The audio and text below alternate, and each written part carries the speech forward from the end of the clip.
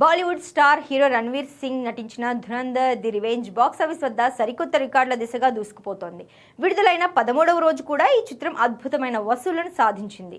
దీంతో ప్రపంచవ్యాప్తంగా 1400 కోట్ల మార్కును దాటిన తొలి బాలీవుడ్ చిత్రంగా చరిత్ర సృష్టించింది. భారతదేశంలో ఈ సినిమా ఇప్పటి వరకు 900 కోట్ల నెట్ వసూళ్లను సాధించింది. సెకండ్ వీకెండ్లో 170 కోట్లు వసూలు చేయడంతో భారతీయ సినిమా చరిత్రలోనే అత్యధిక రెండో వారాంతపు వసూళ్లు సాధించిన చిత్రంగా నిలిచింది.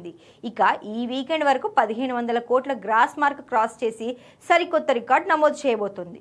ఇప్పటి వరకు ఇండియన్ బాక్స్ ఆఫీస్ దగ్గర 2000 కోట్లతో దంగల్ టాప్ ప్లేస్ లో ఉండగా 1800 కోట్లతో బాహుబలి 2 ఆ తర్వాతి ప్లేస్లో పుష్ప 2 ఉన్నాయి. ఇప్పుడు ధురంధర్ 4వ స్థానంలో నిలిచింది.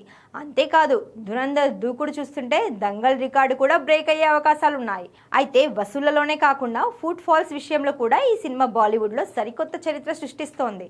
ట్రేడ్ వర్గాల సమాచారం ప్రకారం ఈ చిత్రం ఇండియాలో 3 కోట్ల ఫుట్ ఫాల్స్ దాటేసింది. ధురంధర్ ది రివెంజ్ హవా చూస్తుంటే ఫుల్ రన్ ముగిసే సమయానికి అన్ని భాషల్లో కలిపి 5 కోట్ల ఫుట్ ఫాల్స్ ను సాధించే అవకాశం ఉందని ట్రేడ్ వర్గాలు అంచనా వేస్తున్నాయి.